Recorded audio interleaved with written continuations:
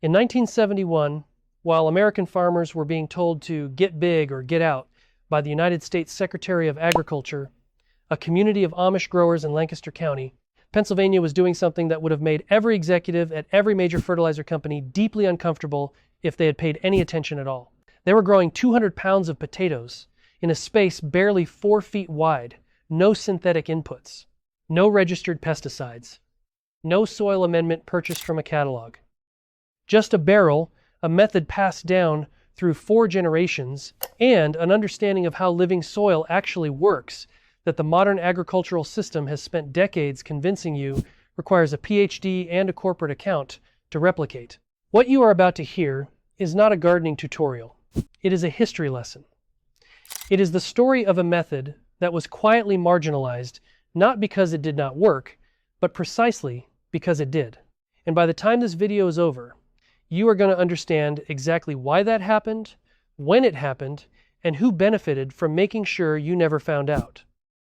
Here's the question that is going to stay with you for the next several minutes. If a family in Holmes County, Ohio, has been pulling 200 pounds of potatoes from a 4-foot growing column every single season for over 100 years, why does every major gardening authority in America tell you that you need at least 40 square feet of flat ground and a bag of the 10th of October 2010 fertilizer to grow a meaningful potato crop? Hold on to that question. The answer is going to arrive, and when it does, it is going to say something very uncomfortable about how American agriculture made its money. There is a particular kind of soil that you find on the oldest Amish farms in Lancaster County. It is dark, almost black. It holds moisture the way a sponge holds water, releasing it slowly, never pooling, never running off. When you push your hand into it, it gives without resistance, and it smells like something alive because it is. Earthworm castings, decomposed plant matter, fungal threads so fine they are invisible to the naked eye. Ethnographer John Hostetler, who spent decades documenting Amish agricultural life in his landmark work on Amish society, noted that the relationship between Amish farmers and their soil was not transactional but custodial. They did not mine the soil, they fed it. And the soil, in return, fed them at a level that outside observers consistently found difficult to explain using conventional agricultural metrics. This is where the barrel method begins. Not with a barrel. With that soil, by the late 19th century, Amish farming communities in Pennsylvania, Ohio, and Indiana had already developed what their German-speaking ancestors called tief culture, deep cultivation. The concept was not uniquely Amish in origin. It traces through German and Swiss agricultural traditions back several centuries, but the Amish refined it, preserved it, and insulated it from the industrial pressures that would eventually reshape every other farming tradition in America. In practice, tief culture meant that vertical growing layering organic matter, composted manure, and soil in sequence upward produced a microbiological environment so dense with beneficial organisms that a given cubic foot of it could feed a potato plant at a rate that flat, tilled, chemically managed soil simply could not match. The barrel was the logical vessel for that principle in a homestead garden. Compact, portable, infinitely renewable if you manage the inputs correctly. Here is what the industry spent decades hoping you would never figure out. An Amish farmer in LaGrange County, Indiana, a man who, according to regional agricultural records from the early 20th century, was feeding a family of 11 from less than 2 acres of cultivated land, understood something that took academic soil science until the 1980s to formally document. He understood that potato yields are not primarily limited by space. They are limited by available organic nitrogen, consistent moisture, and the biological activity that processes both. A standard flat row garden with chemically amended soil can produce somewhere between 5 and 10 pounds of potatoes per square foot under good conditions. A properly built vertical growing column using layered compost and aged manure, what the Amish barrel method is, at its core, can, under the right conditions, produce yields that compress that same output into a fraction of the horizontal footprint. 200 pounds in a 4-foot barrel is not an exaggeration. It is what happens when you give a potato plant the exact environment it actually wants, rather than the one that is convenient to sell you inputs for. And that word inputs is where the history takes a turn.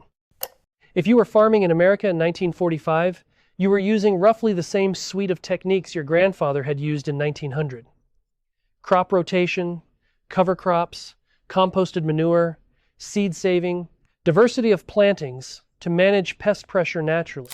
The average American farm in 1945 was small, diverse, and largely self-sustaining in terms of soil fertility. Then something happened that had nothing to do with farming and everything to do with chemistry.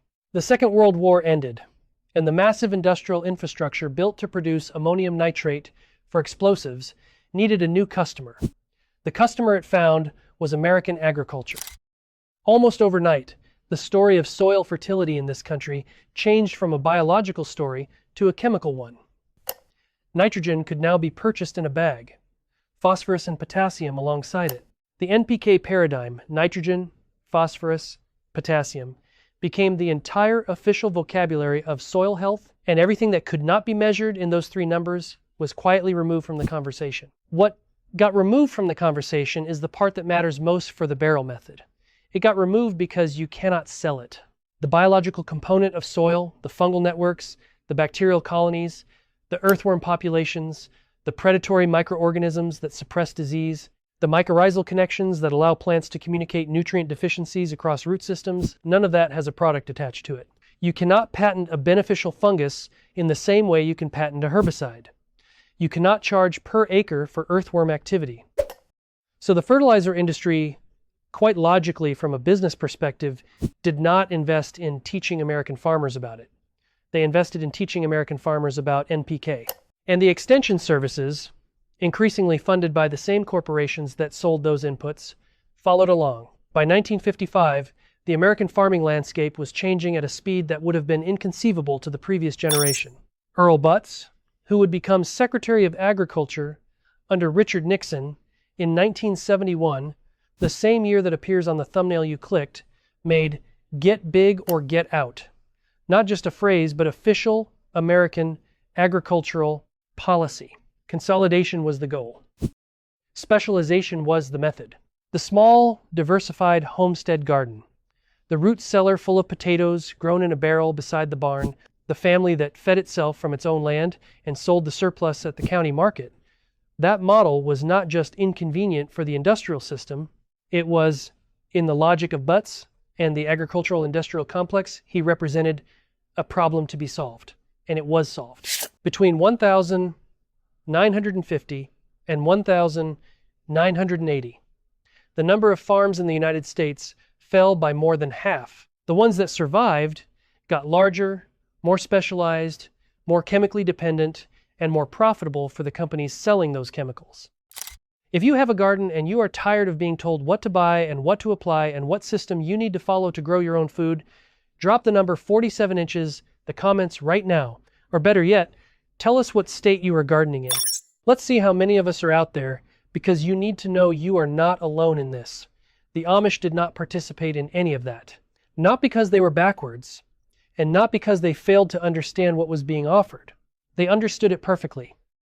Donald Crabell, whose scholarly work on Amish society is among the most authoritative ever produced, has written extensively about the deliberate and community-governed process by which Amish districts evaluate new technologies.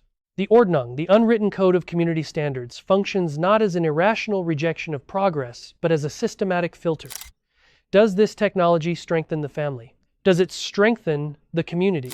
Does it create dependency on systems outside the community's control? Chemical fertilizers, for the vast majority of Amish agricultural communities, failed those tests.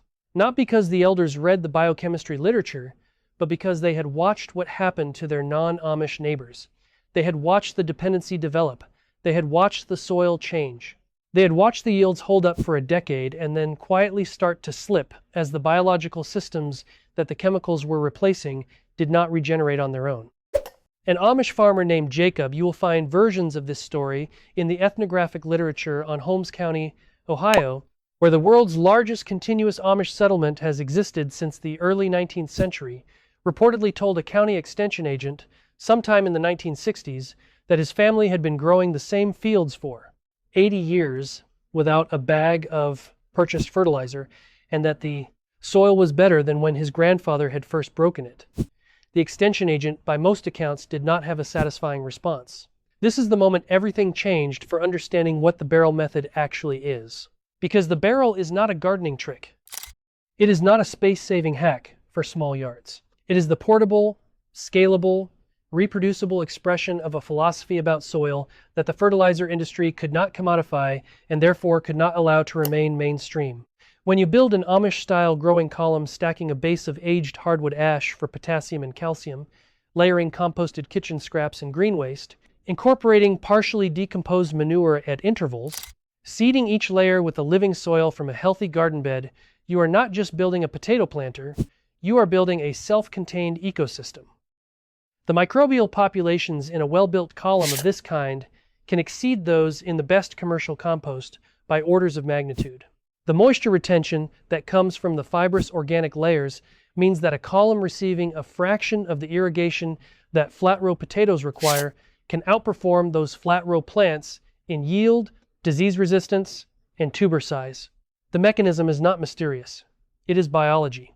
Potatoes form along the stem as it is progressively buried by adding material upward. Every inch of stem that gets covered in the right organic medium has the potential to generate tubers. A 4-foot column is not 4 feet of growing space. It is 4 feet of stem-burying potential, which translates, in a well-managed system, to a root zone with a surface area and biological density that a flat row cannot come close to replicating in the same footprint. The Amish did not need a university study to tell them this. They had the yields. Season after season, generation after generation. Here is where the historical record gets uncomfortable for some very powerful people. In 1970, the year before Earl Butz took office, the average American household spent roughly 16% of its income on food. A meaningful portion of that food, particularly vegetables, root crops, and preserved goods, still came from backyard production on something like 40 million American home gardens, a number documented in agricultural surveys of the period. The food self-sufficiency of the American household, while nowhere near its wartime peak during the Victory Garden era, was still a real and functioning part of the national food supply. Within 2 decades of the policy shifts that Butz initiated, that number had fallen dramatically. The home garden was increasingly a hobby, not a food source. The root cellar had been replaced by the freezer. The barrel of homegrown potatoes had been replaced by a 10-pound bag from a corporation that sourced from a monoculture operation in Idaho. Nobody passed a law against your backyard garden. Nobody told you to stop growing potatoes. What happened was subtler and, in many ways, more effective than any outright prohibition. The knowledge required to produce serious food on a small scale was slowly removed from the cultural transmission that had kept it alive for generations. Your grandfather knew how to build a growing column. Your father might have seen it done once. You are watching a video to find out what it was, because the chain of knowledge that should have carried it from one generation to the next was broken at exactly the moment the chain of commercial dependency was being forged. If you have not subscribed yet, take a moment to do it now. This channel exists for one reason: to recover the methods the industry buried, the wisdom the Amish kept, and the food independence that most Americans gave up without fully realizing it was being taken. New videos every week. This is not a hobby channel. This is a record of what was lost and a guide to getting it back. There is a 73-year-old Amish farmer in Millersburg, Ohio, in the heart of Holmes County, who still builds his potato columns the way his grandfather did, using white oak barrel staves and composted horse manure aged through a full winter. He does not use a soil test. He does not buy amendments. He pulls the columns apart in late September with his hands, and his grandchildren find the potatoes the way you find buried treasure by feel, in the dark soil, with no tool needed because nothing is compacted, nothing is hard, everything is soft and alive and giving. He has never had a crop fail from blight. He has never needed to rotate his potato ground because the biology in his columns resets itself naturally between plantings. He does not think of this as remarkable. He thinks of it as how things are supposed to work. That is the indictment. Not that the method is revolutionary, but that it stopped being normal. Now, let's close the loop on the question that opened this video. Why does every major American gardening authority still insist you need 40 square feet and a bag of the 10th of October 2010 to grow a meaningful potato crop? The answer has nothing to do with agronomy. It has everything to do with the fact that 40 square feet of flat ground requiring commercial fertilizer is a system that generates recurring purchases. A 4-foot barrel of living compost that regenerates itself from your own kitchen scraps, yard waste, and wood ash does not generate a single dollar of commercial revenue, ever. It is, from the perspective of the input industry, a problem. A 4-foot problem that produces 200 pounds of food and requires nothing from a catalog. The 1971 that appears on this thumbnail is not an arbitrary date. It is the year that the philosophical machinery designed to replace self-sufficient American food production with purchase dependency reached the highest level of official government endorsement. Earl Butz was not a villain in a movie. He was a policy architect who openly stated his goals, and those goals were incompatible with the barrel in the corner of an Amish farmstead producing enough potatoes to feed a family through winter without a single transaction. The system he built was not designed to feed America better. It was designed to make feeding America a commercial enterprise from which the small grower was structurally excluded. The Amish were excluded from that exclusion because they had already chosen not to participate. Here's what that means for you in practical terms. The method that was marginalized is not gone. It is alive and being practiced this season in Lancaster County, in Holmes County, in LaGrange County, Indiana, in dozens of Amish and Mennonite communities across the American Midwest and Mid-Atlantic. It does not require a large lot. It does not require a significant investment. It requires organic material, kitchen scraps, yard waste, aged manure if you can get it, wood ash from any hardwood fire, layered with intention and managed with attention.